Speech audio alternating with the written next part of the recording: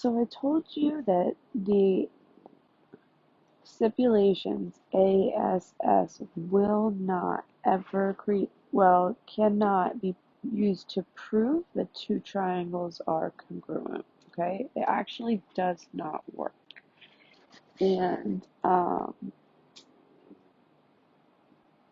right, let me start this out. So let's say we've got two congruent angles followed by two congruent sides.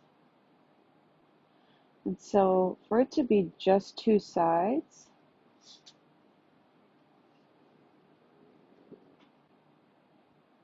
right, and not accidentally two sides and two angles, right, it can't be that green line there, right, because that would create another angle, causing this to be angle, side, angle, or even side, sorry, really, causing this to be side, angle, side, which we already know to be a rule, right? So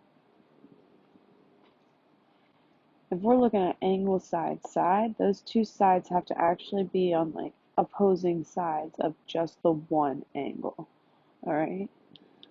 So hang on one second, let me think this through. All right, so because we got this angle here, right, these angles in red, and then we've got these blue lines, which we know, actually, they should really be like this. These should be a different color, right? They're not congruent to the blue sides, right? They're congruent to themselves, right? So there. All right. Okay, cool. So because we got these two red angles that are setting up the direction in which, right, each of our sides are moving, right?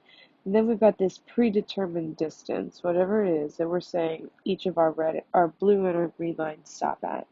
Then, right, in theory, there's only so much space that can be filled in from here to here, from blue line to green line, right? And if the angle measures are the same, and if the blue lines are the same and the green lines, if they're congruent, right, then these two yellow lines have to be congruent as well, right? Wrong, right? That's wrong. In theory, that's wrong. Or there's a way to prove that that's not always the case, okay? Because, let's see, I'm gonna erase a few things.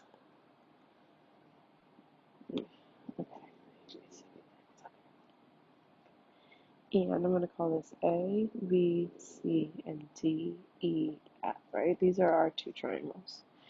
So let's say we're looking at point B and point E, right? And it's like a pivot, right? It's like pivot, and these yellow lines can swing from side to side, right? Like it starts here and it goes over here, right? And the rope goes this way as it swings over there, right? And it swings back and forth, right? As it's swinging, eventually it's going to get to a point like here-ish, right, where this length is actually the same length as this length, right? Because this is an isosceles triangle in the yellow. This is an isosceles triangle.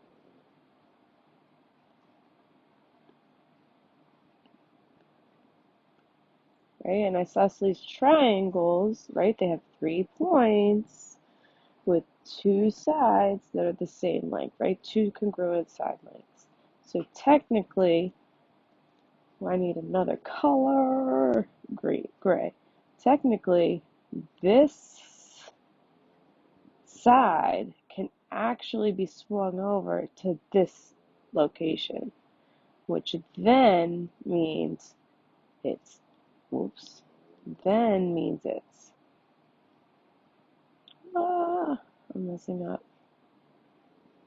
I don't know. Oh, because this is the eraser. Sorry, I'm pushing the wrong button. Okay, here we go. Sorry. Okay. Sorry. All right, right? Our side, it swung. It swung over to here. It's now connecting with our green edge down here, causing all of this to actually not even have to exist, right? And now we no longer have congruent triangles.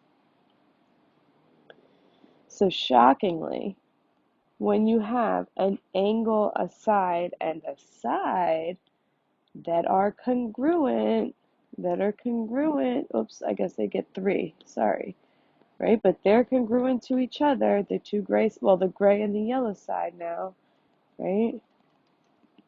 We no longer can prove that these triangles are no longer congruent. Okay, so angle side side cannot prove that two triangles are congruent.